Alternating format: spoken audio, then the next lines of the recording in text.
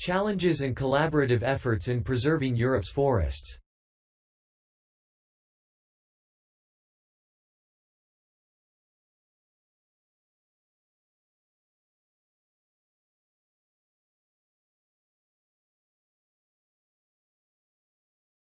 Forests, as a vital component of our natural heritage, have witnessed a noticeable decline across Europe over the past 15 years.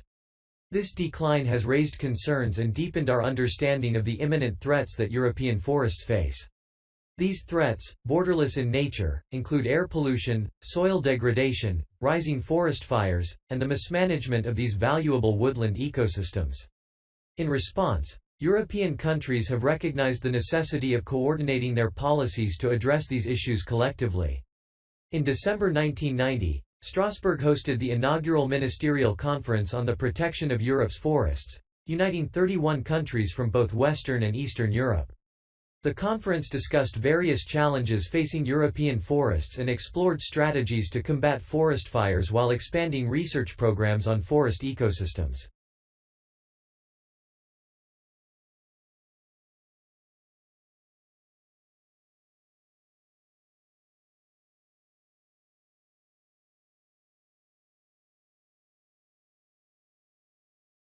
The question of when and how humans first populated the Americas serves as an illustrative example of the transformative power of these new techniques.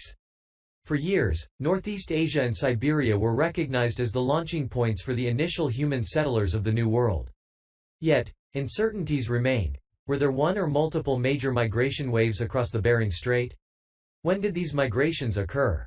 Recent genetic research, including the analysis of genetic markers in modern Native American populations, has shed new light on this puzzle.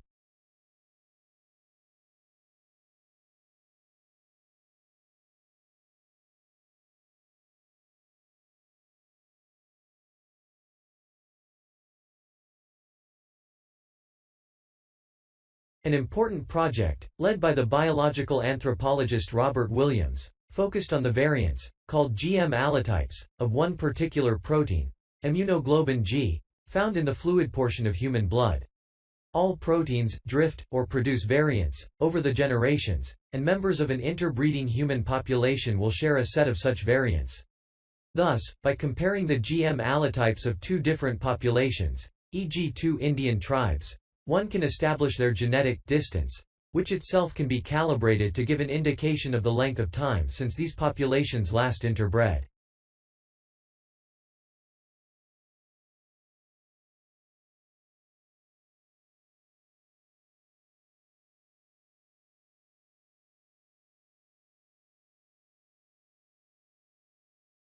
Williams and his colleagues sampled the blood of over 5,000 American Indians in western North America during a 20-year period. They found that their GM allotypes could be divided into two groups, one of which also corresponded to the genetic typing of Central and South American Indians. Other tests showed that the Inuit, or Eskimo, and Aleut formed a third group. From this evidence it was deduced that there had been three major waves of migration across the Bering Strait. The first, Paleolandian, wave more than 15,000 years ago was ancestral to all Central and South American Indians. The second wave, about 14,000 to 12,000 years ago, brought Na-Dene hunters, ancestors of the Navajo and Apache, who only migrated south from Canada about 600 or 700 years ago.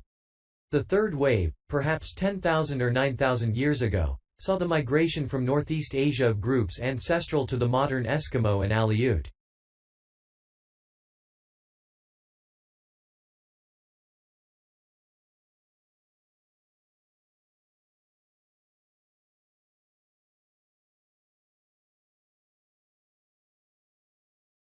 How far does other research support these conclusions? Geneticist Douglas Wallace has studied mitochondrial DNA in blood samples from three widely separated Native American groups: Pima Papago Indians in Arizona, Maya Indians on the Yucatan Peninsula, Mexico, and Tacuna Indians in the upper Amazon region of Brazil. As would have been predicted by Robert Williams's work, all three groups appear to be descended from the same ancestral, Paleolandian, population.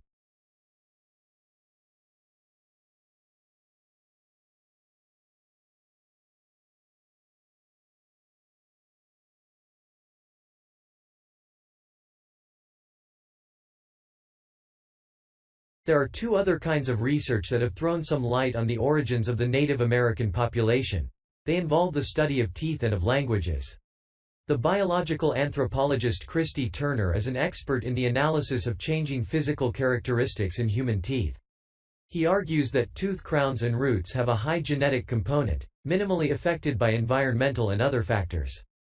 Studies carried out by Turner of many thousands of New and Old World specimens, both ancient and modern, suggest that the majority of prehistoric Americans are linked to Northern Asian populations by crown and root traits such as incisor shoveling, a scooping out on one or both surfaces of the tooth, single-rooted upper first premolars and triple-rooted lower first molars. According to Turner, this ties in with the idea of a single Paleolandian migration out of North Asia, which he sets at before 14,000 years ago by calibrating rates of dental microevolution. Tooth analyses also suggest that there were two later migrations of Nadines and Eskimo Aleut.